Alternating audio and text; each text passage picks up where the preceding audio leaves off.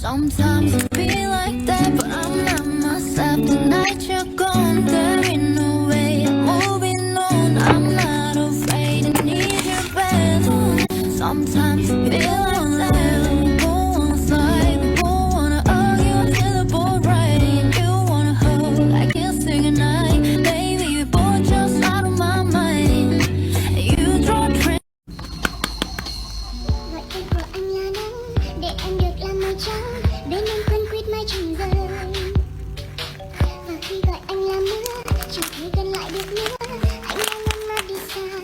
Và để giờ mình anh lại bơ vơ, là có giấc mơ rồi lại chơi vơ. Mình giữa đất trời nơi nào xa rồi, màn đêm tối ai dẫn lối em để gần anh mãi.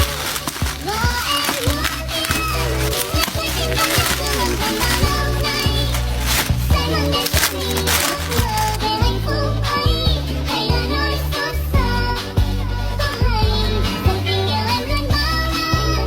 Sẽ có cái em chợt nhận ra tình ta như đào hoa tất khi chỉ cần có anh cầm chặt tay em, đưa em bay vào lòng cùng trời được xanh.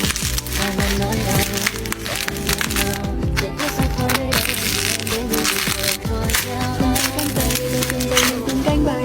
Đừng chần chờ hãy tới đây cùng anh chạy khỏi thế giới này, bỏ hết sau lưng những điều lo gạt hết suy tư vấn vương sầu đỏ mặc kệ nơi cuộc sống